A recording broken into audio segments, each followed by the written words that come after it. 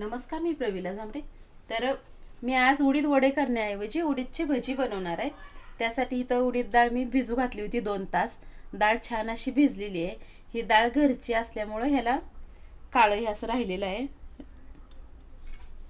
तर त्याच्यासोबत चटणी पण खायला मी करणार आहे. त्यासाठी बघा इथं थोडंसं खोबरं घेतलंय, शेंगा भाजून साल काढून घेतल्यात, छोटी वाटी दही घेतलंय, 1 चमचा साखर आहे, छोटी वाटी 1 कोथिंबीर आहे, 3 हिरव्या मिरच्या धुवून घेतल्या त्या आणि कढीपाला घेतलाय. तर अगोदर मी चटणीचं साहित्य टाकून घेते.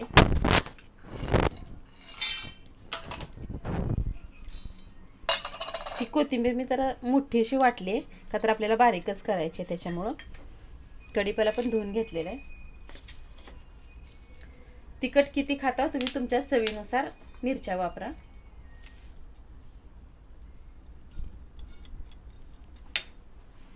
तर मी ह्यात आता थोडंसं पाणी ओतते आणि बारीक अशी ह्याची मी पेस्ट करून घेणार आहे.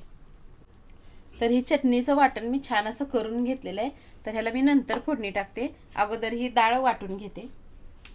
त्यासाठी ते एक मिक्सरचं भांडं घेतलंय. ही सगळी डाळ मी काढून घेते.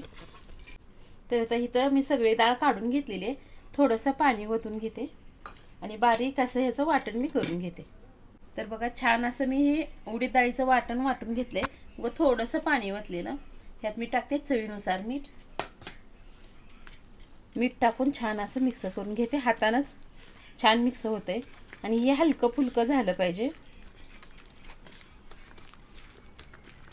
छान असं मी मिक्स करून घेतलंय. गॅसवर तेल ठेवलेलं आहे, तेल तापत. मी एक एक भजी यात सोडून घेते.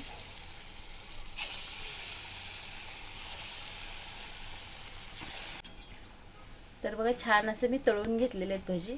याला एका प्लेटमध्ये काढून.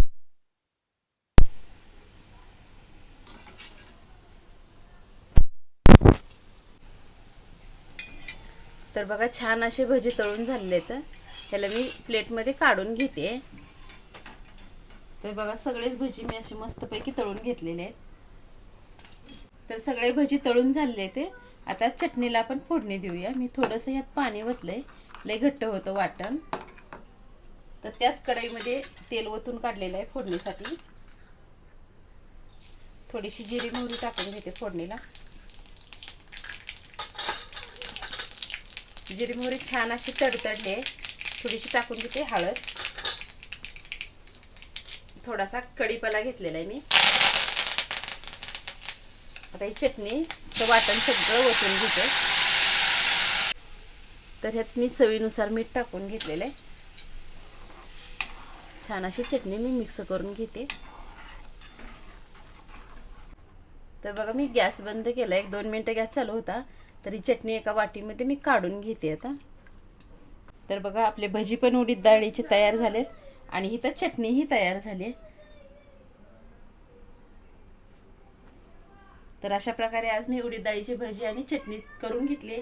तुम्हीही बनवून बघा. माझा व्हिडिओ आवडला तर नक्कीच एक लाईक करा. चॅनलला सबस्क्राईब केलं नसेल तर चॅनलला सबस्क्राईब करून घ्या.